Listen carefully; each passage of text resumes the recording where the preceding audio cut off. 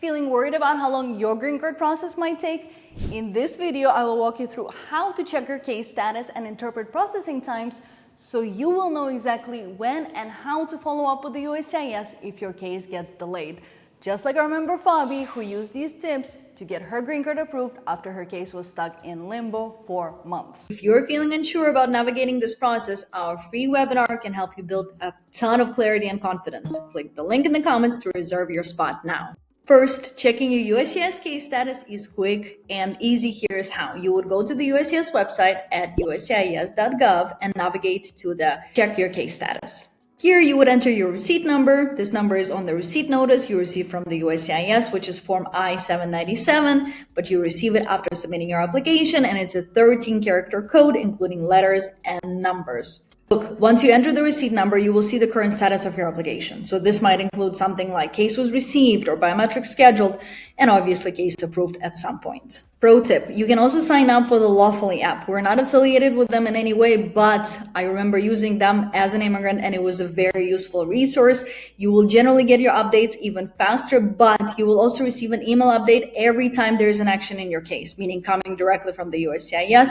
But you will receive it so long as you have a USCIS online account. So very important. Now to processing times. You would go to this page, and when checking USCIS processing times, it's important to select the right form and service center. So you would select Form I-485 and you would select family-based adjustment of status. You will choose your field office or service center. So just let's use Boise as an example. It takes them 14 and a half months to process 80% of these cases. But just as another example, let's use Miami.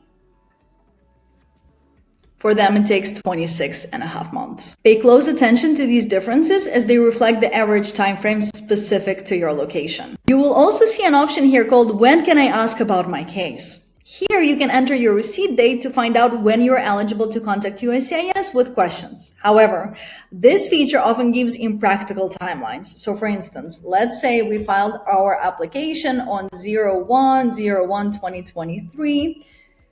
They're ultimately saying that the earliest you can submit questions regarding your case is December 26, 2026. So clearly this option is not helpful in managing delays.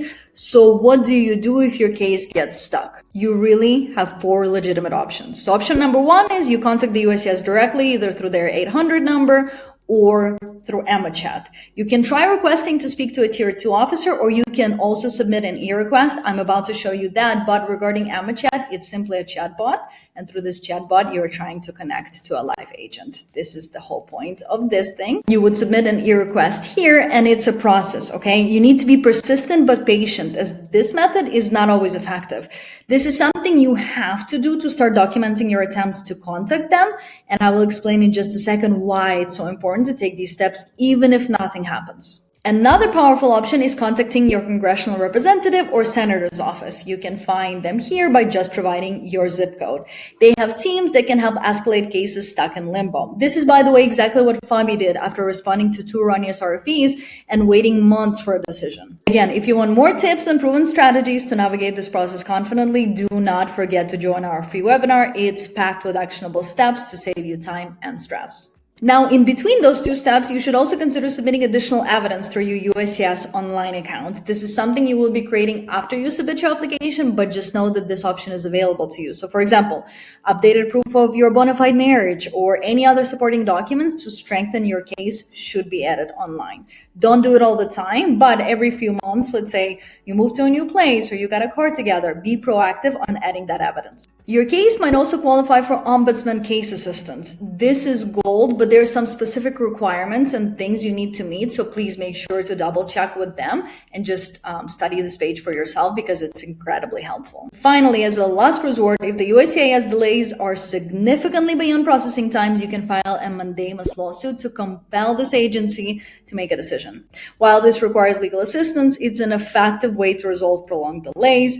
And for this step, you do need to demonstrate your prior attempts to contact the USCIS.